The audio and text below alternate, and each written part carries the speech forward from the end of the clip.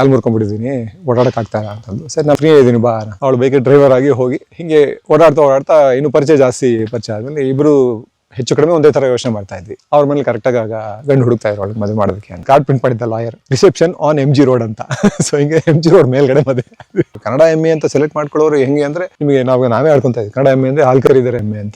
ಕೆಲಸಗಳು ಸಿಗ್ತಾ ಇರಲಿಲ್ಲ. ನನ್ನ ಫ್ರೆಂಡ್ ಒಬ್ಬ ಅನಿಲ್ ಅಂತಿದ್ದ, ಅವ್ನು KS ಮಾಡಕ್ ಹೋಗ್ಲಾಗಿ ಅವ್ನ ಜಾಗಕ್ಕೆ ಬೇರೆ ಯಾರು ನೀನ್ ತಂದಿಟ್ಟು ಹೋಗ್ಬೇಕು ಅಂತ ಅಂದ್ಬಿಟ್ಟವ್ರು. ಸೆಂಟ್ರಲ್ ಬಿಟ್ಟ ಅವನ ಕೆಲಸನ. ನೀನ್ ಮಾಡ್ತೀನೋ ಅಂದ. ಗರ್ಲ್ಸ್ ಕಾಲೇಜು, ಸರಿ ಓಕೆ. ಲೆಕ್ಚರ್ ಹಾಕಿ ಇಷ್ಟ ಅಲ್ಲ, ಗರ್ಲ್ಸ್ ಕಾಲೇಜ್ ಸರಿ ನೋಡೋಣ ಅಂತ. ಏನ್ ಸರ್ ಪಬ್ಲಿಕ್ ಅಲ್ಲಿ ಹಿಂಗೆ ಹೇಳ್ತಿದ್ದಾರೆ? ಏನೀಗ ಅದು ಸಹಜ ಅಲ್ಲ. ಈಗ ಗಂಡು ಹೆಣ್ಣು ಆಕರ್ಷಣೆ ಅದು ಸಹಜ ತಾನೆ. ಅವನ ಓಹೋ ಅಂತ ಎದ್ದು ನಾವು ಅವ್ನಿಗೆ ಹಾಲು ಸುರಿದು ಅಭಿಷೇಕ ಮಾಡಿ ಅವ್ನ ಕಾಲಿಗೆ ಬಿದ್ದು ಅವನ ಹೆಸರು ಕುಯಿಸ್ಕೊಂಡು ಎಲ್ಲ ಕತ್ತರಿಸ್ಕೊಂಡು ಎಲ್ಲಾನು ಮಾಡಕ್ ರೆಡಿ ಇರ್ತೀವಿ. ಅದು ಅವ್ನಿಗೆ ವರ್ಕ್ ಆಗ್ತದೆ, ಅವ್ರಿಗೆ ಅದು ವರ್ಕ್ ಆಗ್ತದೆ. ಹಂಗಾಗಿ ಅವ್ನು ಎಜುಕೇಟ್ ಮಾಡಲ್ಲ. ಅವರು ಎಜುಕೇಟ್ ಮಾಡಿದ್ರೆ ಇವನು ಏನ್ ಮಾಡ್ತಾನೆ, ಪ್ರಶ್ನೆ ಕೇಳ್ತಾನೆ. ಯಾಕಪ್ಪ ಈ ಪಿಕ್ಚರ್ ಮಾಡಿದ್ಯಾ, ಈ ಪಿಕ್ಚರ್ ಯಾಕಪ್ಪ ಹಿಂಗೆ ಹೇಳಿದ್ಯಾ, ಹಿಂಗೆ ಹೆಣ್ಮಕ್ಳ ಬಗ್ಗೆ ಹಿಂಗೆ ಹೇಳಿದ್ಯಾ, ನೀನ್ ಹೆಣ್ಮಕ್ಳು ಹಿಂಗೆ ಟ್ರೀಟ್ ಮಾಡ್ತೀಯಾ, ಇವನ್ನೆಲ್ಲ ಕೇಳ್ತಾರೆ. ಕೇಳಲ್ಲ ಇವಾಗ. ಇದು ಪೂರ್ತಿ ಅಂಧಭಕ್ತಿ ಅಲ್ಲ. ಅಂಧಭಕ್ತಿ ಅವ್ನು ಮಾಡಿದ್ದೇ ಮಾಡ್ತಾರೆ. ಅವ್ನು ಗಿಂಟತಾನೆ, ಇವರು ಗಿಂಟ್ತಾರೆ. ಅದಲ್ಲದೆ ಓದ್ಕೊಂಡಿದ್ರು ಆಗ್ಲೇ BSc ಹಾನರ್ಸ್ ನಮ್ಮಮ್ಮ. ಬಟ್ ಅದೇ ಕೆಲ್ಸಕ್ಕೆ ಹೋಗ್ಬಿಡ್ಲಿಲ್ಲ.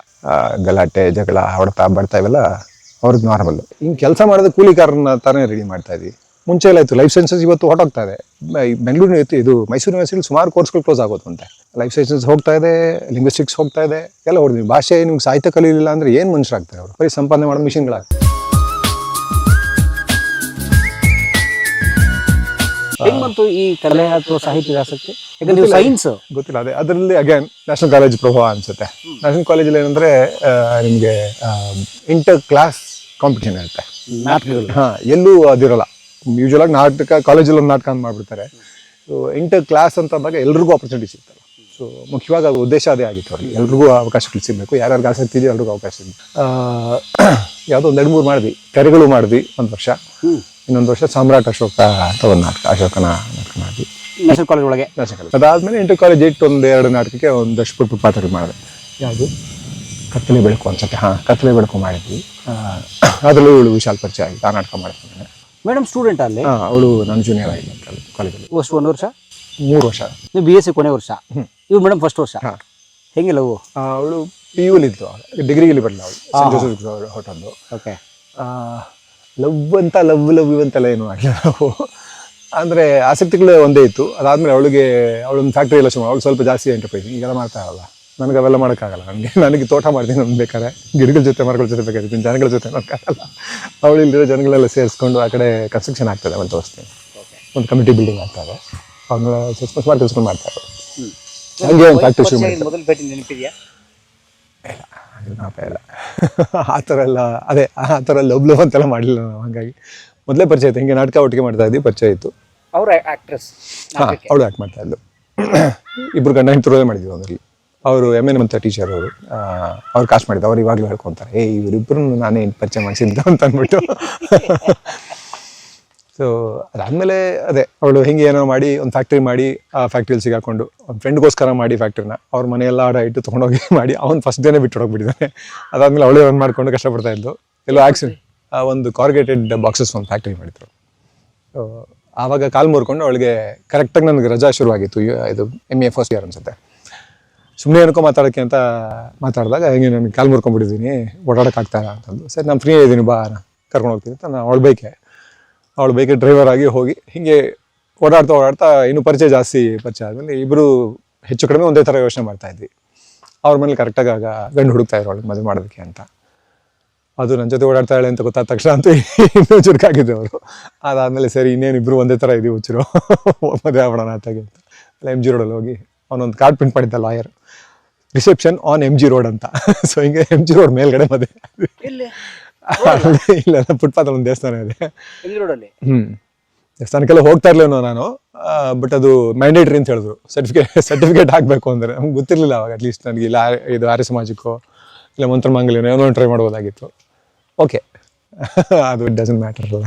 ಹೆಂಗೆ ರಿಸೆಪ್ಷನ್ ಅಥವಾ ಮದುವೆನೇ? ರಿಸೆಪ್ಷನ್ ಬರೀ ಕಾರ್ಡಲ್ಲಿ ಇತ್ತು ಅಷ್ಟೇ. ಕಾರ್ಡ್ ಬೇಕಲ್ಲ, ಒಂದು ಕಾರ್ಡು ಪ್ರಿಂಟ್ ಮಾಡಿಸ್ಬೇಕು ನಾವು ಮದುವೆ ಆಗಬೇಕು ಅಂತಾರೆ. ಹೌದು, ದೇವಸ್ಥಾನದ ಒಂದು ಸಿಗ್ನೇಚರ್ ಬೇಕು, ಪೂಜಾರಿದ ಒಂದು ಸಿಗ್ನೇಚರ್ ಬೇಕು.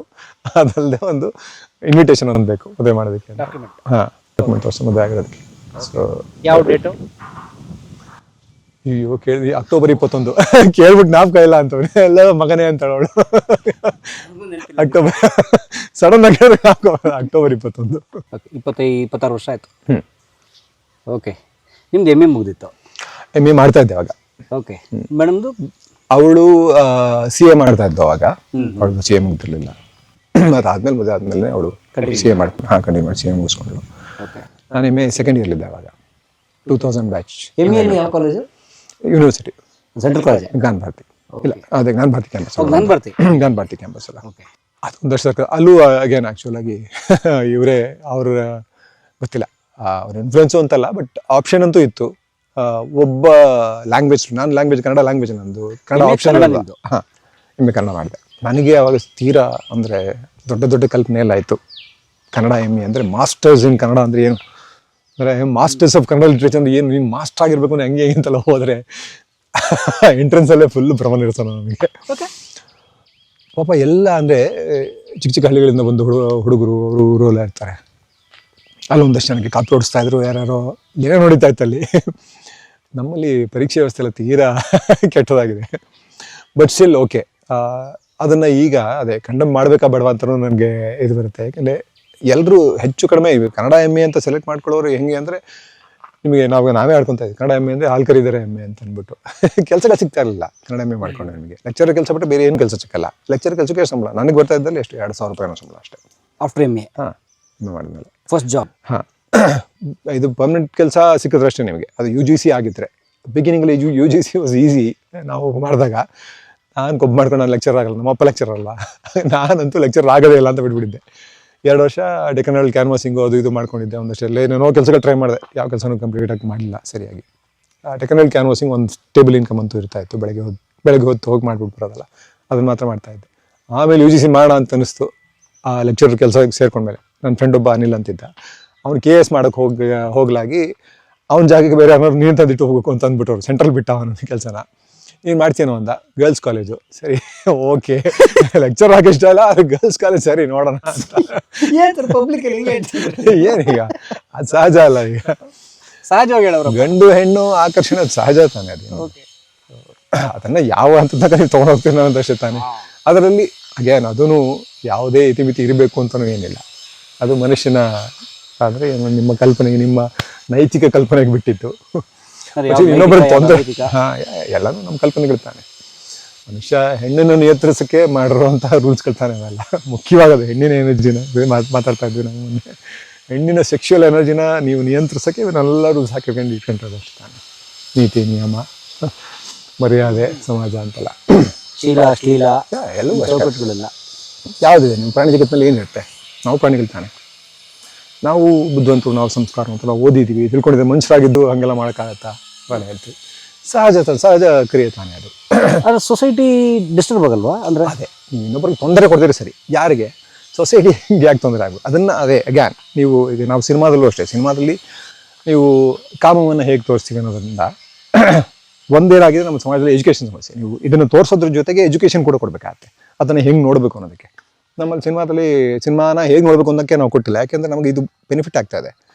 ಒಬ್ಬ ಸ್ಟಾರು ಮಾಡ್ದ ಅಂದರೆ ಅವನ ಓಹೋ ಅಂತ ಎದ್ದು ನಾವು ಅವ್ನಿಗೆ ಹಾಲು ಸುರಿದು ಅಭಿಷೇಕ ಮಾಡಿ ಅವ್ನ ಕಾಲಿಗೆ ಬಿದ್ದು ಅವನ ಹೆಸರು ಕುಯ್ಸ್ಕೊಂಡು ಎಲ್ಲ ಕತ್ತರಿಸ್ಕೊಂಡು ಕಾಲು ತುಳಿದಲ್ಲಿ ಸತ್ತು ಎಲ್ಲನೂ ಅಷ್ಟೇ, ಎಲ್ಲನೂ ಮಾಡೋಕ್ಕೆ ರೆಡಿ ಇರ್ತೀವಿ. ಅದು ಅವ್ನಿಗೆ ವರ್ಕ್ ಆಗ್ತದೆ. ಅಥವಾ ಒಂದು ಪೂರ್ತಿ ವ್ಯವಸ್ಥೆ, ಒಂದು ಸುತ್ತ ಕಟ್ಟಿರೋ ಒಂದು ವ್ಯವಸ್ಥೆ ಇದೆಯಲ್ಲ, ಒಂದು ವ್ಯಾಪಾರ ಇದೆಯಲ್ಲ, ವ್ಯಾಪಾರಕ್ಕೆ ವರ್ಕ್ ಆಗ್ತದೆ, ಕ್ಯಾಪಿಟಲಿಸ್ಟ್ ಸಿಸ್ಟಮ್ ವರ್ಕ್ ಆಗ್ತದೆ. ಅದೇನೇ ಆಗ್ತಾ ಇದೆ. ಸೊ ಅವ್ರಿಗೆ ಅದು ವರ್ಕ್ ಆಗ್ತದೆ. ಹಾಗಾಗಿ ಅವ್ರನ್ನ ಎಜುಕೇಟ್ ಮಾಡಲ್ಲ. ಅವರು ಎಜುಕೇಟ್ ಮಾಡಿದ್ರೆ ಏನು ಮಾಡ್ತಾನೆ, ಪ್ರಶ್ನೆ ಕೇಳ್ತಾನೆ, ಯಾಕಪ್ಪ ಈ ಪಿಕ್ಚರ್ ಮಾಡಿದ್ಯಾ, ಈ ಪಿಕ್ಚರ್ಲಿ ಯಾಕಪ್ಪ ಹಿಂಗೆ ಹೇಳಿದ್ಯಾ, ಹಿಂಗೆ ಹೆಣ್ಮಕ್ಳ ಬಗ್ಗೆ ಹಿಂಗೆ ಹೇಳಿದ್ಯಾ, ನೀನು ಹೆಣ್ಮಕ್ಳು ಹಿಂಗೆ ಟ್ರೀಟ್ ಮಾಡ್ತೀಯಾ, ಇವನ್ನೆಲ್ಲ ಕೇಳ್ತಾರೆ. ಕೇಳಲ್ಲ ಇವಾಗ. ಇದು ಪೂರ್ತಿ ಅಂಧಭಕ್ತಿ ಅಲ್ಲ. ಅಂಧಭಕ್ತಿ ಅವ್ನು ಮಾಡಿದ್ದೇ ಮಾಡ್ತಾರೆ. ಅವ್ನು ಗಿಂಟತಾನೆ, ಇವರು ಗಿಂಟ್ತಾರೆ. ಅವನು ನೀನು ಇಷ್ಟು ಬಟ್ಟೆ ಹಾಕೊಂಡಿದ್ದೆ, ನಾನು ನೋಡ್ತೀನಿ ಕಣೆ, ಕೈ ಹಾಕ್ತೀನಿ ಕಣೆ ಅಂತಂದರೆ ಅವನು ಅದು ವರ್ಕ್ ಆಗ್ತದೆ. ಹಾಗಾಗಿ ನಾವು ಬದಲಾಗ್ತಾ ಇಲ್ಲ, ನಾವು ಎಜುಕೇಟ್ ಮಾಡ್ತಾರೆ. ಸೊ ಎಜುಕೇಷನ್ ತುಂಬ ಮುಖ್ಯ ಆಗುತ್ತೆ ಇಲ್ಲಿ ಅನ್ಸುತ್ತೆ. ಸೊ ಬರೀ ಟೆಕ್ಸ್ಟ್ ಬುಕ್ ಎಜುಕೇಷನ್ ಅಲ್ಲ, ಅಲ್ವೇ ಅಲ್ಲ, ಎಲ್ಗೂ education. Cinema is a biggest ಅಂದರೆ ಎಜುಕೇಟಿಂಗ್ ಮೀಡಿಯಮ್ ಅಂತ ಅನ್ಸುತ್ತೆ ನನಗೆ. ಸಿನಿಮಾ ಎಲ್ಲ ಕಲೆಗಳು ಅಷ್ಟೇ. ನಿಮಗೆ ಸಂಗೀತ ಆಗಲಿ, ಅಪ್ರಿಸಿಯೇಷನ್ ಒಂದು ಹೊಟ್ಟೋಗ್ಬಿಟ್ಟಿದೆ ಈಗ. ಸಂಗೀತನ ಅಥವಾ ನೃತ್ಯನ ಅಪ್ರಿಷಿಯೇಟ್ ಮಾಡುವಂಥ, ನಾಟಕನ ಅಪ್ರಿಷಿಯೇಟ್ ಮಾಡೋದು, ನಾಟಕ ಅಟ್ಲೀಸ್ಟ್ ಒಂದು ಲೆವೆಲ್ಗಿದೆ. ನೃತ್ಯ ಸಂಗೀತ ತುಂಬ ಕಡಿಮೆ ಇದೆ, ಕಡಿಮೆ ಇದೆ. ಅದನ್ನು ಅಪ್ರಿಷಿಯೇಟ್ ಮಾಡಿ ಅದರಿಂದ ಕಲಿಯುವಂಥದ್ದು, ಅದನ್ನು ಮುಂದಕ್ಕೆ ತೊಗೊಂಡು ಹೋಗುವಂಥದ್ದು ತುಂಬ ಕಡಿಮೆ ಆಗ್ತಾ ಇದೆ ಈಗ. ಅಂದರೆ ಆರ್ಟ್ ಅಪ್ರಿಸಿಯೇಷನ್ ಕಡಿಮೆ ಆಗ್ತದೆ. ಅದನ್ನು ಹೇಳ್ಕೊಡ್ಬೇಕು ನಾವು ಆ್ಯಕ್ಚುಲಾಗಿ. ಚಿಕ್ಕಂದಿಂದ ಅದನ್ನ ಹೇಳ್ಕೊಟ್ರೆ ಅದೇ ನಮ್ಮನ್ನು ಆ್ಯಕ್ಚುಲಾಗಿ ಮಾನಸಿಕವಾಗಿ ಸ್ವಸ್ಥರನ್ನಾಗಿ ಇಡ್ಲಿಕ್ಕೆ ಸಾಧ್ಯ ಅಂತ ಅನ್ಸುತ್ತೆ. ಇಷ್ಟೊಂದು ಹುಚ್ಚುತನದಲ್ಲಿ, ಇಷ್ಟೊಂದು ಬರೀ ಈಗ ಇದೇ ಬಿಸ್ನೆಸ್ ಅಂತ ನಾನು ಹೇಳ್ತೀನಿ. ಇದೇ ಥರ ಬಿಸ್ನೆಸ್ಗಳು ಬೇರೆ ಎಲ್ಲ ಬಿಸ್ನೆಸ್ ಮಾಡ್ತಾ ಇದ್ದಾರೆ. ಅಷ್ಟು ಬಿಸ್ನೆಸ್ ಮಾಡೋರು ಅವ್ರಿಗೆ they are not concern about ನಮ್ಮ ಬಗ್ಗೆ ಯಾವ ಕಾಳಜಿನೂ ಇಲ್ಲ, ನಮ್ಮ ಮಾನಸಿಕ ಸ್ವಾಸ್ಥ್ಯದ ಬಗ್ಗೆ, ನಮ್ಮ ಸಮಾಜದ ಸ್ವಾಸ್ಥ್ಯದ ಬಗ್ಗೆ ಅವ್ರಿಗೆ ಯಾವ ಕಾಳಜಿನೂ ಇಲ್ಲ. ಅವ್ರಿಗೆ ಬಿಸ್ನೆಸ್ ಆಗಬೇಕಷ್ಟೇ.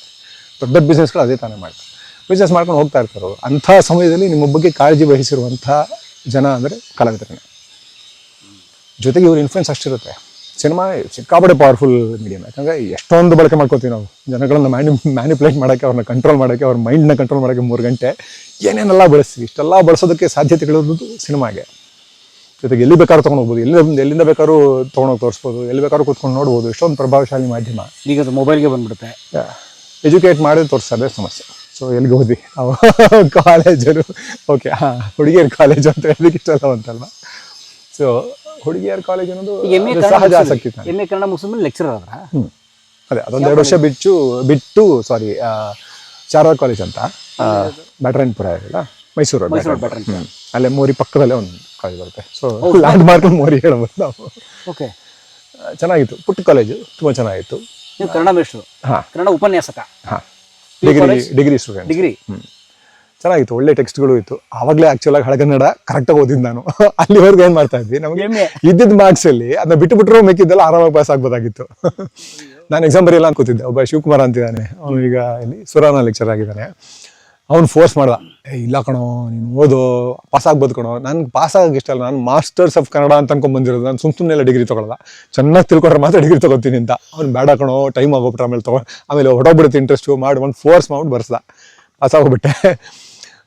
ಇವಾಗಲೂ ಆ ರಿಗ್ರೆಟ್ ಇದೆ. ಬಟ್ ಸ್ಟಿಲ್ ಹಾಗೆ ಮಾಡಲಿಲ್ಲ ಅಂದರೆ ಮಾಡ್ತಾನೆ ಇರಲ್ಲ ಅನ್ಸುತ್ತೆ ನಾನು. ಯಾಕಂದರೆ ಇದು PhD ಹಾಗೆ ಮಾಡಿದೆ. ಹೋದೆ, ಹಂಪಿ ಯೂನಿವರ್ಸಿಟಿಲಿ ರಿಜಿಸ್ಟರ್ ಮಾಡಿಸ್ದೆ. ಮಾಡ್ತಾ ಅನ್ಸಕ್ಕೆ ಶುರು ಆಯ್ತು. ಶುರು ಮಾಡಿದ್ದಷ್ಟೇ ಆಗಲೇ ಅನ್ಸಕ್ಕೆ ಶುರು ಆಯಿತು, ಯಾಕೆ ನಾನು ಡಿಗ್ರಿ ತೊಗೋಬೇಕು.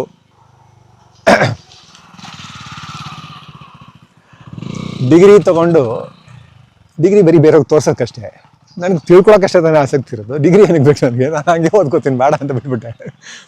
ಒಂದು ಎನ್ರೋಲ್ ಮಾಡಿದ್ರಿ? ಎನ್ರೋಲ್ ಮಾಡಿದ್ದೆ. ಏನು ವಿಷಯ ಇತ್ತು? ಥಿಯೇಟರ್ ಬಗ್ಗೆ ಮಾಡಿದ್ದೆ. ರಂಗಭೂಮಿ ಅದು 2-3 ಸಲ ಚೇಂಜ್ ಮಾಡಿಕೊಂಡೆ.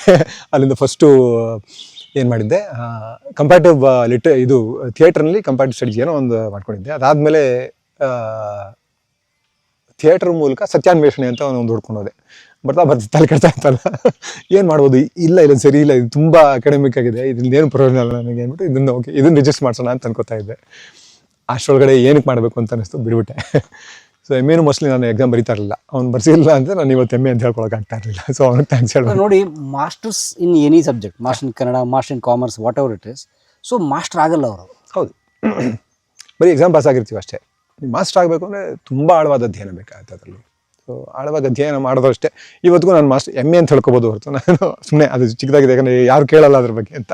ನಾನು ಮಾಸ್ಟರ್ಸ್ ಇನ್ ಕನ್ನಡ ಅಂತ ನಾನು ಖಂಡಿತ ಕಾನ್ಫಿಡೆಂಟಾಗಿ ಹೇಳ್ಕೊಳಕ್ಕಾಗಲ್ಲ.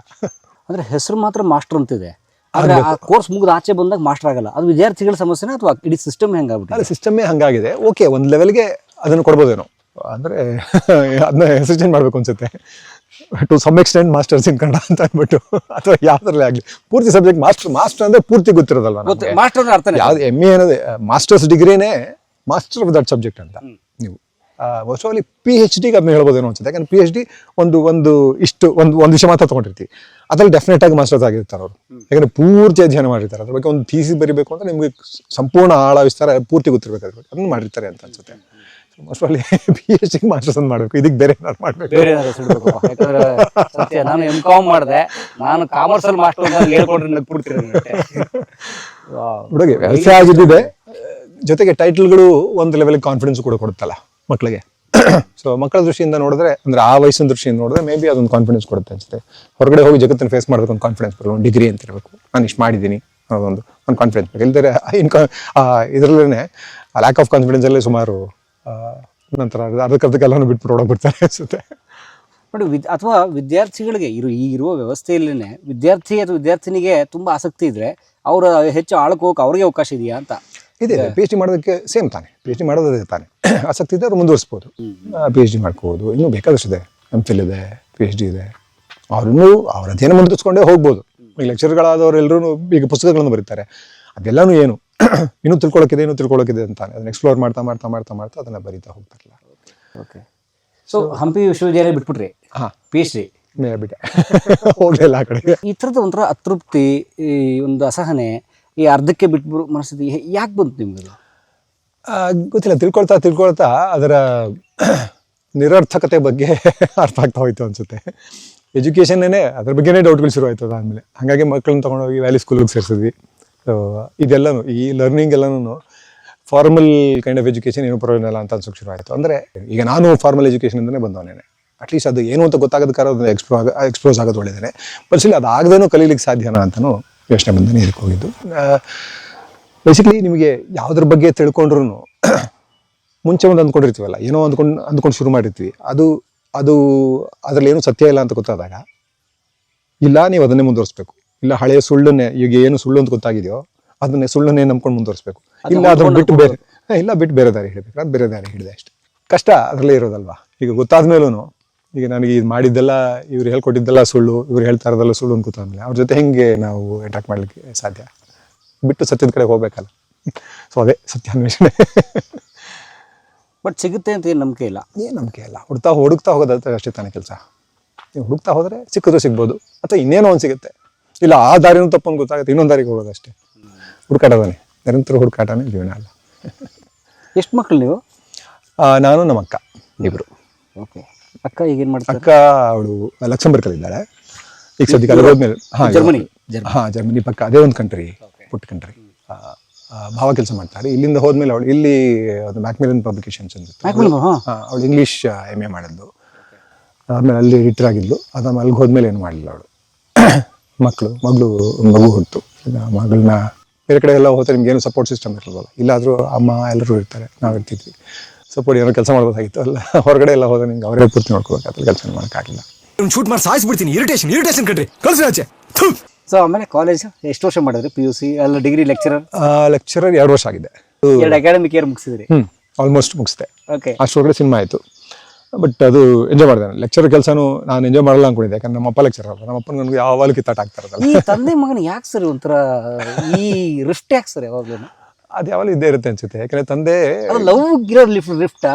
ಅದು ಒಳಗಡೆ ಏನೋ ಹೇಳೋದ್ರಲ್ಲಿ ಲವ್ ಇದೆಯಾ ಅಂತ? ಇರುತ್ತೆ, ಇಲ್ಲ ಅಂತಲ್ಲ. ಬಟ್ ಏನಂದ್ರೆ ಅದನ್ನ ತೋರಿಸೋ ವಿಧಾನಗಳು ಮುಖ್ಯ ಆಗುತ್ತಲ್ಲ. ನೀವು ಪ್ರೀತಿಯನ್ನು ತೋರಿಸೋದು ಬಡಿಯೋದ್ರ ಮೂಲಕ ತೋರಿಸಿದ್ರೆ ಪ್ರೀತಿ ಹೆಂಗೆ ಕಮ್ಯುನಿಕೇಟ್ ಆಗುತ್ತೆ? ಈಗ ಪ್ರೀತಿ ಇದೆ ಅಂತ ಅಂದ್ಬಿಟ್ಟು ಗಂಡ ಹೆಂಡತಿ ಹಿಡ್ಕೊಂಡು ಹೊಡಿತಾ ಇದ್ದಾರೆ, ಅದನ್ನ ಪ್ರೀತಿ ಅಂತ ಹೇಳೋಕ್ಕಾಗತ್ತಾ? ಪ್ರೀತಿ ಇರುತ್ತೆ ಅಲ್ಲಿ. ಬಟ್ ಪ್ರೀತಿಯಿಂದ ನೀನು ಈಗ ಪ್ರೀತಿ ಕಂಟ್ರೋಲ್ ಮಾಡಬೇಕು. ಅವಳನ್ನ ಹೊರಗಡೆ ಹೋಗಿ ಬಿಡಬಾರ್ದು. ಬೇರೆ ಯಾರು ನೋಡ್ತಾರೆ, ಬೇರೆ ಯಾರು ನೋಡಿ ಲವ್ ಮಾಡಿಬಿಟ್ರೆ ಅಂತ ಅವಳು ಹಿಡ್ಕೊಳ್ಳೋದು, ಅವಳನ್ನ ಕಂಟ್ರೋಲ್ ಮಾಡೋದು, ಅವಳಿಗೆ ಮುಸ್ಕ್ ಹಾಕೋದು, ಅವಳನ್ನ ಒಳಗಡೆ ನೀಡೋದು, ಬೀಗ ಹಾಕೋದು, ಇವನ್ನೆಲ್ಲ ಪ್ರೀತಿ ಅಂತ ಹೇಳೋಕ್ಕಾಗಲ್ಲ. ಸೊ ಅದು ಪರ್ಸೆಪ್ಷನ್ನ ಸಮಸ್ಯೆ ಅಂತ ಅನ್ಸುತ್ತೆ. ಅವ್ರು ಪರ್ಸೀವ್ ಮಾಡ್ಕೊಂಡ ಜೊತೆಗೆ ಅವರ ಕಲಿಕೆನೇ ಆಗಿತ್ತು, ಅವರ ಬೆಳವಣಿಗೆ ಆಗಿತ್ತು, ಆಗಿನ ಸಮಾಜ ಆಗಿತ್ತು, ಇದೆಲ್ಲವೂ ಇರುತ್ತಲ್ಲ. ಇದಕ್ಕೆ ಹಳ್ಳಿಯಿಂದ ಬಂದಿದ್ದು, ಅಲ್ಲಿ ವ್ಯವಸ್ಥೆ ಹೆಂಗಿತ್ತು ಅದನ್ನೇ ಎತ್ಕೊಂಡ್ಬಂದಿರ್ತಾರೆ ಅವರು. ಬಟ್ ಓದು ಮನುಷ್ಯನ ವಿಸ್ತಾರ ಮಾಡಬೇಕು, ದೊಡ್ಡ ಮನುಷ್ಯನ ಮಾಡಬೇಕು. ಅದಾಗಲಿಲ್ಲ ಅವ್ರಿಗೆ. ಸುಮಾರು ಜನ ನಮ್ಮಲ್ಲಿ ಎಜುಕೇಟೆಡ್ ಹಂಗೆ ಇದ್ದಾರೆ. ಇವತ್ತಿಗೂ ಸುಮ್ಮನೆ ಕಣ್ಣು ಮುಚ್ಕೊಂಡು ಈ ಧಾರ್ಮಿಕ ರಾಜಕಾರಣನ ಬೆಂಬಲಿಸೋರು ಇದಾರಲ್ಲ, ಓದೋರು ಬೇಕಾದಷ್ಟು ಜನ ಇದ್ದಾರೆ. ಓದು ಅದು ಮಾಡಬೇಕು. ಮುಖ್ಯವಾಗಿ ಮನುಷ್ಯನ ಮನಸ್ಸನ್ನು ದೊಡ್ಡ ಮಾಡಬೇಕು, ದೊಡ್ಡ ಮನುಷ್ಯನ ಮಾಡಬೇಕು. ಅದು ತುಂಬ ಕಡಿಮೆ ಆಗ್ತಾ ಇದೆ, ಬಟ್ ಆಗ್ತಾ ಇದೆ. ಬಟ್ ಹಂಗಂತ ಅಂದ್ಬಿಟ್ಟು ಓದು ಪೂರ್ತಿ ನಿರರ್ಥಕಂತ ನಮಗೆ ಹೇಳೋಕ್ಕಾಗಲ್ಲ. ಓದಿನಿಂದ ಆಗ್ತಾ ಇದೆ. ಎಷ್ಟೊಂದು ಜನ ಈಗ ನಮಗೂ ಓದಿನಿಂದ ಆಯಿತು. ಮುಖ್ಯವಾಗಿ ಸಾಹಿತ್ಯದ ಓದು ತುಂಬ ಮುಖ್ಯ ಆಗುತ್ತೆ. ಬೇರೆ ಓದು ಬುದ್ಧಿಯನ್ನು ವಿಕಾಸ ಮಾಡ್ತಾ ಹೋಗುತ್ತೆ, ಮೆದುಳನ್ನು ವಿಕಾಸ ಮಾಡ್ತಾ ಹೋಗುತ್ತೆ. ನಿಮ್ಮ ಮನಸ್ಸನ್ನು ವಿಕಾಸ ಮಾಡೋದಕ್ಕೆ ಸಾಹಿತ್ಯ ಓದಬೇಕಾಗತ್ತೆ. ಸಾಹಿತ್ಯ, ಕವಿತೆ ಎಲ್ಲ ಭಾಷೆ ಸಾಹಿತ್ಯಗಳು ಅದನ್ನು ಮಾಡ್ತವೆ. ಜೀವನದ ಕಲಿಕೆ ಅಲ್ವಾ. ಇನ್ನೊಬ್ಬರ ಜೀವನನ ಅವರು ಅಲ್ಲಿ ಇಂಟರ್ಪ್ರಿಟ್ ಮಾಡಿರೋದು, ಅದ್ರ ಮೂಲಕ ಅದನ್ನು ನಾವು ಅಭ್ಯಾಸ ಮಾಡಬೇಕು. ಜೀವನದ ಅಭ್ಯಾಸ ಆಗುತ್ತೆ. ಅದು ಆಗಲಿಲ್ಲ ಅನ್ಸುತ್ತೆ ಅವ್ರಿಗೆ. ಹಿಸ್ಟ್ರಿ ಪ್ರೊಫೆಸರ್ ಅವರು ಹಿಸ್ಟ್ರಿ ಹಿಡ್ಕೊಂಡು ನಮ್ಮ ತಾತ ಮುತ್ತ ತಂಗಿದ್ರು ನಾನು ಹಿಂಗೆ ಇರ್ತೀನಿ ಅಂತ ತಗೊಂಬಂದು ನಮ್ಮ ಮೇಲೆ ಹೇರ್ಬಿಟ್ರು ಅನ್ಸುತ್ತೆ. ಅದು ಮಾಮೂಲಿ. ಜೊತೆಗೆ ಬೆಳವಣಿಗೆಯ ಹಂತದಲ್ಲೇ ಒಂದು ಓದಿನ ಅಭ್ಯಾಸ ಒಂದು ಬಂದಿತ್ತು ಬೇರೆ. ನಮ್ಮಮ್ಮ ಸಿಕ್ಕಾಪಟ್ಟೆ ಓದ್ತಾರೆ. ಅಂದರೆ ಅವ್ರು ಫುಲ್ ಫ್ಯಾಮಿಲಿಲಿ ಹಂಗೆ ಎಲ್ಲರೂ ಕಥೆಗಳು ಓದೋರು. ಎಲ್ಲರೂ ಅವಾಗೆಲ್ಲ ಸರ್ಕ್ಯುಲೇಟಿಂಗ್ ಲೈಬ್ರರಿಗಳಿದ್ವಲ್ಲ, ಅಲ್ಲಿಂದ ಪುಸ್ತಕಗಳನ್ನ ತೊಗೊಂಬರೋರು. ಅವ್ರು ಓದಿದ್ಮೇಲೆ ನಾವು ನೆಕ್ಸ್ಟು ಅವ್ರು ಏನು ಓದಿದ್ರು ಓದ್ತಾ ಇದ್ವಿ. ಯಾವ್ಯಾವ ಪತ್ತೇದಾರಿ ಕಾದಂಬರಿ ಎಲ್ಲವನ್ನೂ ಓದ್ಬಿಟ್ಟಿದ್ವಿ. ಆಗಿನ ವಯಸ್ಸಲ್ಲೇ ಹೆಚ್ಚು ಕಡಿಮೆ ಅವೆಲ್ಲಕ್ಕೂ. ಅದರಲ್ಲಿ ಒಂದು ಯಾವುದಂತೂ ಮಹೇಶ ಅಂತ ಒಬ್ಬ ಏಜೆಂಟ್, ಜಿಂಕೆ ಅಂತ ಏನೋ ಕರೀತಾರೆ, ಭಾರಿ ಇಷ್ಟ ಆಗೋದು ಪತ್ತೇದಾರಿ ಕೌಂಡಿನ್ಯ ಸೀರೀಸ್. ಇರಬೇಕು, ಕರೆಕ್ಟ್. ಆದ್ರೂ ಭಯಂಕರ ಸೆಕ್ಸ್ ಎಲ್ಲ ಇರೋದು, ಎಲ್ಲಾನು ಓದ್ ಬಿಸಾಕ್ತಾ ಇದ್ವಿ. ಏನೀಗ ಅದಲ್ಲಿ ಎಲ್ಲವೂ ಕಲಿಕೆ ಅಷ್ಟೇ, ಅವೆಲ್ಲವೂ ಕಲಿಕೆ. ಬಟ್ ಅದೇ ಒಂದು ಲೆವೆಲ್ಗೆ ಈಗ ನೀವು ಮೆಚೂರ್ಡ್ ರೈಟರ್ಸ್ನ ಅಥವಾ ಪೂರ್ತಿ ನಿಮಗೆ ಈ ಥರದ ಅಂದರೆ ಪಾಪ್ಯುಲರ್ ರೈಟಿಂಗ್ನ ಬಿಟ್ಟು ಒಂದು ಸ್ವಲ್ಪ ಈಗ ಸೀರಿಯಸ್ ರೈಟರ್ಗಳ ಕಡೆ ಹೋದರೆ ಈಗ ಲಂಕೇಶ್ ಉದಾಹರಣೆ. ಲಂಕೇಶು, ತೇಜಸ್ವಿ, ಅನಂತಮೂರ್ತಿ. ಅದಕ್ಕೆ ಹಿಂದಿನ ಜನ್ರೇಷನ್ಗೆ ಹೋದರೆ ಕುವೆಂಪು, ವೆಂಕಟೇಶ ಅಯ್ಯಂಗಾರು, ಇವರು ಎಲ್ಲರ ಬರವಣಿಗೆನೂ ಒಂದು ಲೆವೆಲ್ಗೆ ತುಂಬ ರೆಸ್ಪಾನ್ಸಿಬಲ್ ಆಗಿ ಇವನ್ನೆಲ್ಲ ಯೂಸ್ ಮಾಡಿರ್ತಾರೆ. ನೀವು ಅವ್ರ ಬರವಣಿಗೆಯಲ್ಲಿರೋ ನೀವು ಕಾಮನ ತೊಗೊಂಡ್ರೆ, ನೀವು ಪಾಪ್ಯುಲರ್ ರೈಟಿಂಗ್ನ ಕಾಮನ ತೊಗೊಂಡ್ರೆ ಅದು ವ್ಯತ್ಯಾಸ ಇರುತ್ತೆ. ಸೊ ಎರಡನ್ನೂ ಓದೋದಕ್ಕೆ ಅವಕಾಶ ಸಿಕ್ಕಿದ್ದು ಒಂದು ಏನಾಯಿತು ಅಂದರೆ ಅದ್ರ ಬಗ್ಗೆ ಒಂದು ಲೆವೆಲ್ ಕ್ಲಾರಿಟಿ ಗೊತ್ತಾ. ಸೊ ದಟ್ ಆ್ಯಕ್ಚುಲಿ ಹ್ಯಾಪನ್ಸ್ ಎಲ್ಲರೂ ಅಲ್ಲೇ ಒಂದು ಎಜುಕೇಶನ್ ಆಗುತ್ತೆ. ಈಗ ನೋಡಿ, ನೀವು ಹೇಳಿದಾಗೆ ಕೌಂಡಿನ್ಯ ಥರದ ಪಾಪ್ಯುಲರ್ ರೈಟಿಂಗ್ ಸೀರೀಸ್ ಅಲ್ಲಿ ಬರುವಂತಹ ಕಾಮದ ಬಳಕೆಗೂ ಕುವೆಂಪು ಮರಳಿ ಮದುಮಗಳು, ಗುತ್ತಿ ತಿಮ್ಮಿ ಕಾಮದಲ್ಲೂ ಕಾಮ ಇದೆ. ಆದರೆ ಅವ್ರನ್ನ ಹ್ಯಾಂಡಲ್ ಮಾಡೋ ರೀತಿ, ಅದರಲ್ಲಿ ಅದ್ರ ಹಿಂದೆ ಒಂದು ರೆಸ್ಪಾನ್ಸಿಬಿಲಿಟಿ ಇರುತ್ತಲ್ಲ. ಒಬ್ಬ ಸೀರಿಯಸ್ ಬರಹಗಾರನಿಗೆ ಬರೀ ಮಾರುಕಟ್ಟೆ ಮುಖ್ಯ ಆಗಲ್ಲ, ತಲುಪಿಸ್ಬೇಕು, ಜಾಸ್ತಿ ಜನಕ್ಕೆ ತಲುಪಿಸ್ಬೇಕು ಅನ್ನೋದು ಮುಖ್ಯ ಆಗಲ್ಲ. ನಾನು ಏನು ತಲುಪಿಸ್ತಾ ಇದ್ದೀನಿ, ಎಷ್ಟು ಜವಾಬ್ದಾರಿಯಿಂದ ತಲುಪಿಸ್ತಾ ಇದ್ದೀನಿ, ಯಾರೆಲ್ಲ ಓದ್ತಾ ಇದೆ ಎಲ್ಲವೂ ಅವರ ತಲೆಯಲ್ಲಿ ಹಿಂದೆ ಇದ್ದಿರುತ್ತೆ.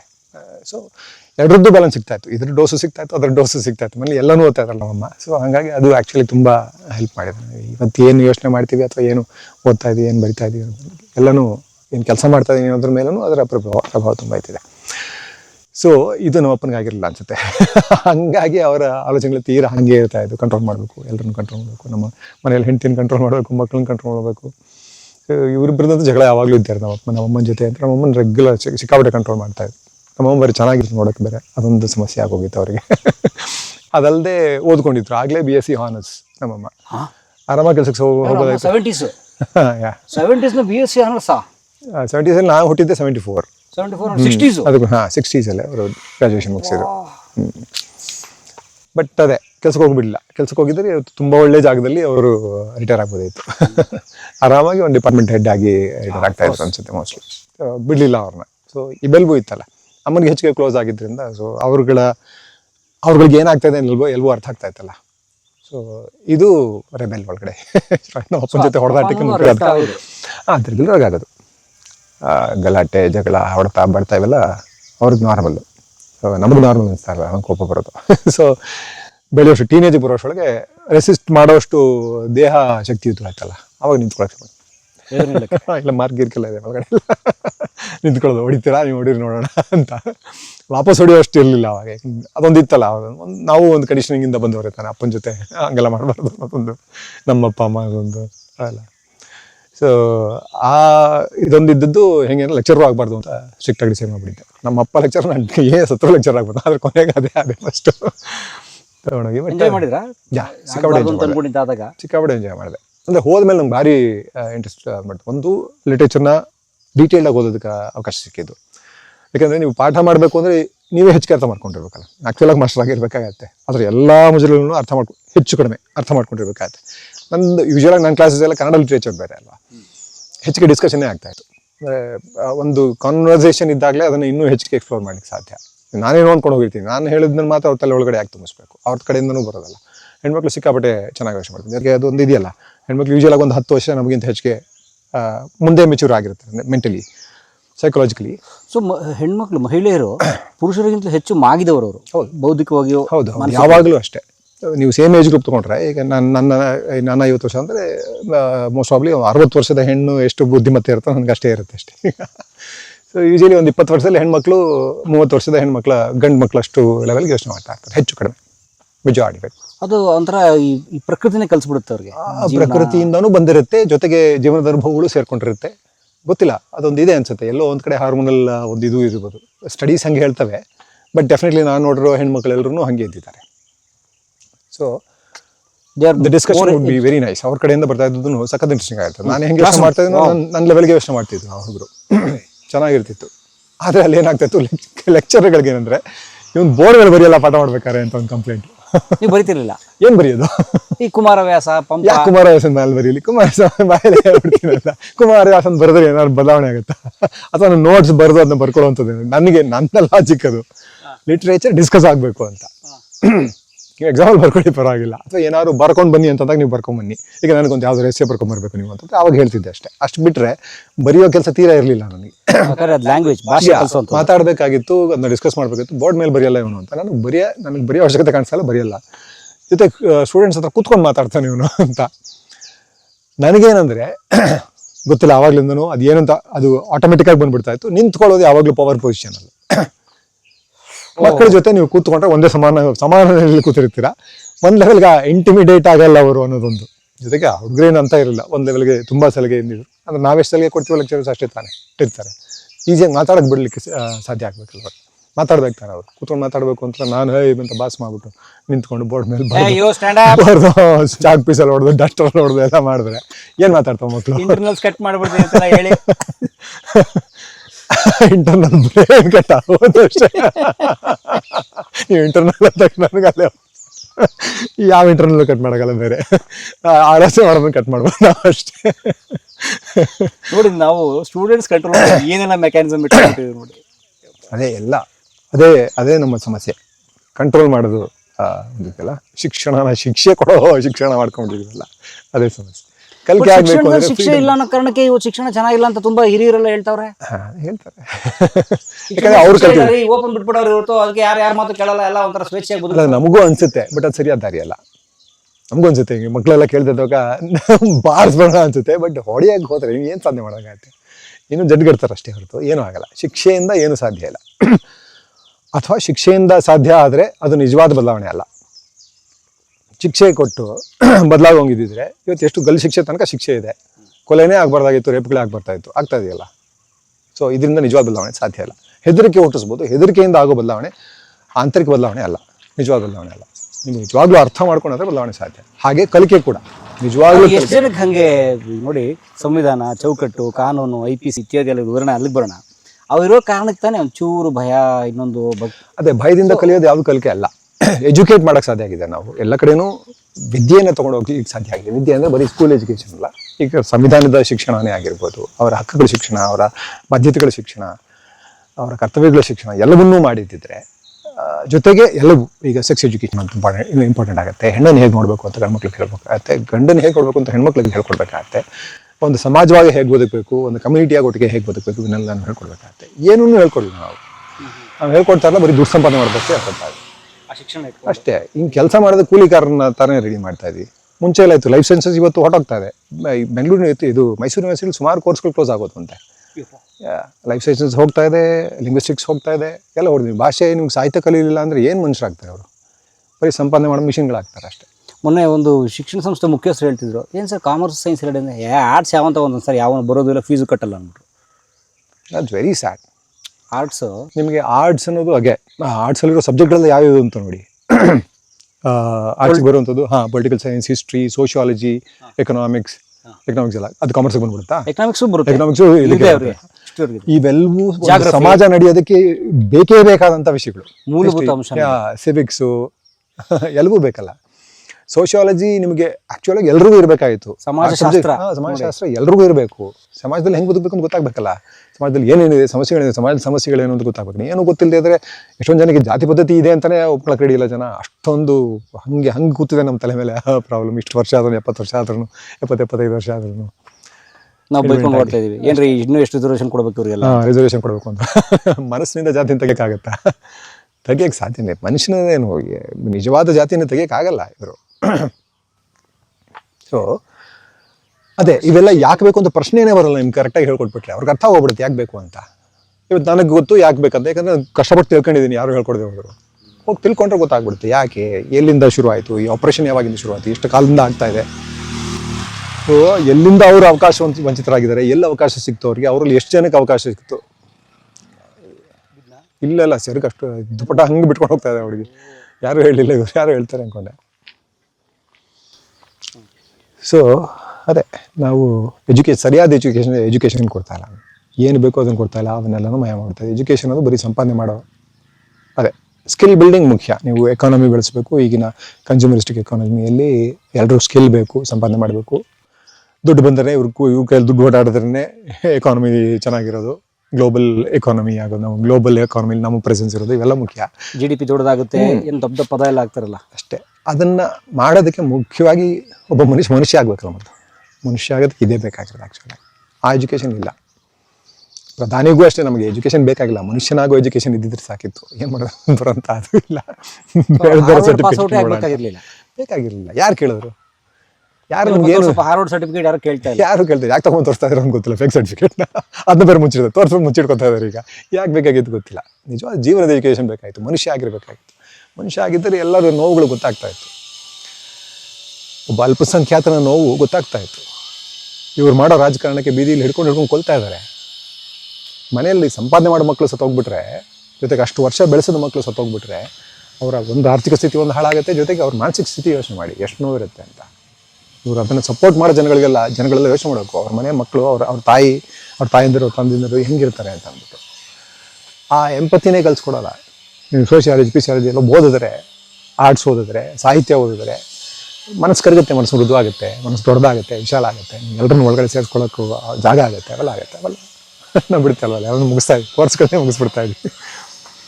ಸೊ ಇದು ಒಂದು ವ್ಯವಸ್ಥಿತವಾಗಿ ಒಂದು ಸಮಾಜದ ಬೇರೆ ದೃಷ್ಟಿಕೋನವನ್ನು ನಿಧಾನ ಕೊಲ್ಲೋ ಪ್ರಯತ್ನನೇ ಆಗುತ್ತೆ. ಹೌದು, ಖಂಡಿತ. ಈ ಉದಾಹರಣೆ ಆರ್ಟ್ಸ್ ಕೋರ್ಸ್ಗಳು ನಿಲ್ಲಿಸ್ಬಿಡೋದು, ಆಮೇಲೆ ಮೊನ್ನೆ ಹಂಪಿ ವಿಶ್ವವಿದ್ಯಾಲಯಕ್ಕೆ ಅನುದಾನಗಳನ್ನು ಕಟ್ ಮಾಡಿದಾರಂತೆ. ಆದರೆ ಸಂಶೋಧನೆ ರಿಸರ್ಚ್ ಸ್ಕಾಲರ್ಸ್ಗಳಿಗೆ ದುಡ್ಡು ಕೊಡದೇ ಇರೋವಂಥದ್ದು, ಈ ಥರದ್ದು ಮಾಡೋ ಮೂಲಕ ಏನಾಗುತ್ತೆ, ಒಂದು ಬೌದ್ಧಿಕತೆ ಹೊರಟೋಗ್ತಾ ಹೋಗುದು ನಿಧಾನಕ್ಕೆ. ಅವಾಗೇನಾಗುತ್ತೆ, ಬರೀ ನೀವು ಹೇಳಿದ ಕನ್ಸ್ಯೂಮರಿಸ್ಟಿಕ್ಕು, ಈ ಪ್ರಾಡಕ್ಟ್ ಬೆಳಿಬೇಕು ಬೆಳಿ, ಇದಕ್ಕೆ ದುಡಿಬೇಕು ದುಡಿ. ಇನ್ನು ತುಂಬ ಜನ ಚೈನಾಗೆ ಬೇರೆ ಕಂಪೇರ್ ಮಾಡೋಕ್ಕೆ ಶುರು ಮಾಡ್ಬಿಟ್ಟವ್ರೆ. ಚೈನಾ ನೋಡ್ರಿ, ಅವ್ರು ಹೆಂಗೆ ದುಡಿತಾರೆ ನೋಡ್ರಿ, ನಮ್ಮವ್ರು ನೋಡ್ರಿ, ಓದ್ತಾ ಹೊಡಿತಾರೆ ನೋಡ್ರಿ, ಅವ್ನ ತಿಮ್ಮಪ್ಪ ಹೆಂಗೆ ಕುಂತ ನೋಡ್ರಿ, ಸುಮ್ಮನೆ ವೇಸ್ಟ್ ಆಗಿ. ನಾವು ಅದನ್ನೂ ಮಾಡಲಿಲ್ಲ, ನಾವು ಅದು ಮಾಡಲಿಲ್ಲ, ಇದು ಮಾಡಲಿಲ್ಲ. ಕನ್ಸ್ಯೂಮರಿಸ್ಟಿಕ್ ಎಕಾನಮಿ, ಅದರಲ್ಲಿ ಬರೀ ಕನ್ಸ್ಯೂಮರ್ಗಳಾಗಿ ಉಳ್ಕೊಂಬಿಟ್ವಿ. ಅಟ್ಲೀಸ್ಟ್ ಪ್ರೊಡಕ್ಷನ್ ಆರು ಮಾಡಿದ್ರಿ ಮತ್ತು ಎಕಾನಮಿ ಇನ್ನೂ ಬೆಟರ್ ಆಗಿದ್ದಿರ್ತಿತ್ತು. ಅದು ಮಾಡಲಿಲ್ಲ. ಅದೇ ಪ್ರೊಡಕ್ಷನ್ನು ಮಾಡಲಿಲ್ಲ. ಈ ಕಡೆ ಓಕೆ AI ಬಂತು, ಅದು ಸರ್ವಿಸ್ಗೆ ಹೋದ್ವಿ ನಾವು. ಓಕೆ, ಆಗಿನ ಕಾಲಕ್ಕೆ ಸಾಫ್ಟ್ವೇರ್ ಬಂತು, ಇದು ಕಂಪ್ಯೂಟರೈಸ್ ಆಯಿತು, ಎಲ್ಲವೂ ಸರ್ವಿಸ್ ಬೇಕಾಗಿತ್ತು, ಸರ್ವಿಸ್ ಓರಿಯೆಂಟೆಡ್ ಜಾಬ್ಸ್ ಜಾಸ್ತಿ ಇರ್ತಾಯಿತ್ತು. ಓಕೆ, ಹಾಂ, ಅದನ್ನು ಪ್ರಿಪೇರ್ ಮಾಡಿಕೊಂಡ್ರು. ಬನ್ನಿ ಹೋಗ್ಬೋದು, ಬನ್ನಿ. AI ಬಂತು ಅಂತ ಗೊತ್ತಾದ ತಕ್ಷಣ ಇವ್ರು ಬದಲಾಗಬೇಕಾಗಿತ್ತು. ಏನೂ ಇಲ್ಲ, ಇಲ್ಲಿ ಬರೀ ಹಿಂದೂ ಮುಸ್ಲಿಂ ಮಾಡ್ಕೊಂಡು ಕೂತಿದ್ವಿ ನಾವು.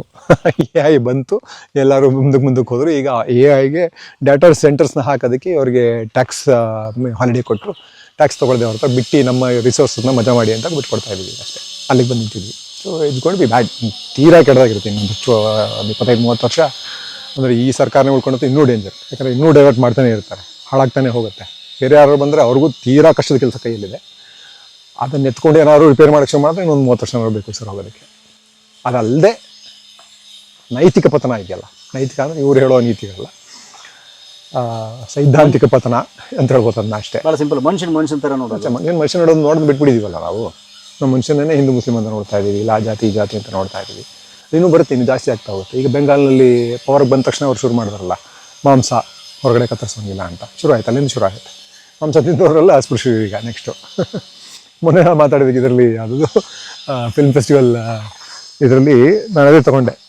ನಮ್ಮ ಸಿನಿಮಾ ಹೆಂಗೆ ಇನ್ಕ್ಲೂಸಿವ್ ಆಗಿತ್ತು, ಎಷ್ಟು ಚೆನ್ನಾಗಿ, ಎಷ್ಟು ಅದ್ಭುತವಾಗಿ ಅದನ್ನು ಪ್ರೊಟೆಸ್ಟನ್ನು ಕೂಡ ಇನ್ಕ್ಲೂಸಿವ್ ಆಗಿ ಮಾಡ್ತಾಯಿದ್ರು. ಈಗ ರಾಜ್ಕುಮಾರ್ ಕಣ್ಣಪ್ಪನ ರೋಲ್ ಮಾಡಿದ್ರು. ಕಣ್ಣಪ್ಪನ ರೋಲ್ ಮಾಡ್ತಾ ಕಣ್ಣಪ್ಪ ದೇವರಿಗೆ ಮಾಂಸ ತಿನ್ನಿಸ್ತಾನೆ. ಇವತ್ತು ಮಾಂಸ ತಿಂದು ಬರ್ತೀರಾ ಅಂತಾರೆ ಸಿದ್ದರಾಮಯ್ಯವ್ರನ್ನ, ನೀನು ಮುಸ್ಲಿಮು, ನೀನು ಸಾಬಿ ಅಂತೆಲ್ಲ ಆಡ್ಕೊತಾರೆ. ನಾನು ತಿಂದು ಹೋಗ್ತೀನಿ ಕಂಡ್ರೆ ಅವ್ರ ಸ್ಟೈಲಲ್ಲಿ ಅವ್ರು ಹೇಳ್ತಾರೆ. ಸದ್ಯ ಅಂತ ಒಬ್ಬ ಚೀಫ್ ಮಿನಿಸ್ಟರ್ ನಾವು ಖುಷಿ ಪಟ್ಕೋಬೇಕು ಇವಾಗ. ಮುಂದಕ್ಕೆ ಅವ್ರಿಗೂ ಇರೋಲ್ಲ, ಇದನ್ನು ಮಾತಾಡೋಕ್ಕೂ ಜನ ಇರೋಲ್ಲ, ಹಂಗಾಗ್ಬಿಡ್ತಾರೆ. ಅದನ್ನೂ ಲೆಕ್ಕಾಚಾರ ಹಾಕಿ ಮಾತಾಡೋಕ್ಕೆ ಶುರು ಆಗುತ್ತೆ. ಯಾಕಂದರೆ ಓಟ್ ಅವ್ರಿಗೆ ಮುಖ್ಯ ಅಲ್ಲ ರಾಜಕಾರಣಿಗಳಿಗೆ. ಅದೇ ಪಕ್ಷದ ಇನ್ನೊಬ್ಬ ಕ್ಯಾಪಿಟಲಿಸ್ಟ್ ಬಂದ್ಬಿಡ್ಬೋದು. ಅದೇ, ಯಾಕಂದರೆ ಓಟ್ ಮುಖ್ಯ ಆಗುತ್ತೆ. ನಿಮ್ಗೆ ಸಿದ್ಧಾಂತಗಳಿರಲ್ವಲ್ಲ. ಸಿದ್ಧಾಂತಗಳಿಲ್ಲದಾಗ ನಿಮಗೆ ಓಟ್ ತಗೊಳ್ಳೋದಕ್ಕೆ ಈ ಥರ ಬೇರೆ ದಾರಿಗಳನ್ನ ಹಿಡಿಬೇಕಾಗ್ತದೆ. BJP ಮಾಡ್ತಾ ಇರೋದು ಧರ್ಮ ರಾಜಕಾರಣ. ಮೆಜಾರಿಟಿ ಏನೇ ಮಾಡಿದ್ರು ನಾವು 80% ನಾವು ಹಿಂದೂಗಳಿದ್ದೀವಿ. ಯಾರನ್ನ ಓಲೈಸೋದು ಈಸಿ? ಮುಸ್ಲಿಮ್ಸ್ನ ಓಲೈಸಿದ್ರೆ ಬರೀ 20% ಸಿಗುತ್ತೆ. ಹಿಂಗೆಲ್ಲಕ್ಕಾಗತ್ತಾ? ಹಿಂದೂಗಳನ್ನ ಓಲೈಸಿದ್ರೆ 80% ಸಿಗುತ್ತೆ. ಅದು ಓಲೈಕೆ ಅಲ್ಲ ಜನಗಳಿಗೆ, ಇದು ಓಲೈಕೆ ಅಂತೆ. ವಿಚಾರಗಳನ್ನು ಕೆಣಕುವಂಥ, ಪ್ರಬುದ್ಧವಾದ ವಿಚಾರಗಳನ್ನು ಮಂಡಿಸುವಂಥ, ಜೊತೆಗೆ ಸುಮಾರು ಇನ್ಫಾರ್ಮೇಷನ್ ಯಾರು ಜನಗಳಿಗೆ ತಿಳಿಸೋದಕ್ಕೆ ಪ್ರಯತ್ನ ಪಡದೇ ಇರುವಂಥ ಸುಮಾರು ಇನ್ಫಾರ್ಮೇಷನ್ ನಾನು ಕಲಾ ಮಾಧ್ಯಮದಲ್ಲಿ ನೋಡಿದ್ದೀನಿ. ಹೊಸ ಜ್ಞಾನ ತಿಳಿಬೇಕು ಅಂತಂದ್ರೆ ಕಲಾ ಮಾಧ್ಯಮ ಚಾನೆಲ್ನ ಸಬ್ಸ್ಕ್ರೈಬ್ ಮಾಡಿ, ಬೆಲ್ ಐಕಾನ್ ಒತ್ತಿ. ಈ ವಿಡಿಯೋ ನೋಡಿದ್ದಕ್ಕೆ ನಿಮಗೆ ತುಂಬಾ ಧನ್ಯವಾದಗಳು. ಪುಸ್ತಕಗಳನ್ನ ಓದು ಮನಸ್ಸನ್ನ ಅರಳಿಸುತ್ತೆ, ಬುದ್ಧಿಯನ್ನು ಚುರುಕು ಮಾಡುತ್ತೆ, ಕಾಣದ ಹೊಸ ಲೋಕವನ್ನು ಪರಿಚಯಿಸುತ್ತೆ. ಹಾಗಾಗಿ ಓದುವ ಸಂಸ್ಕೃತಿ ಹೆಚ್ಚಾಗ್ಲಿ. ಧನ್ಯವಾದ.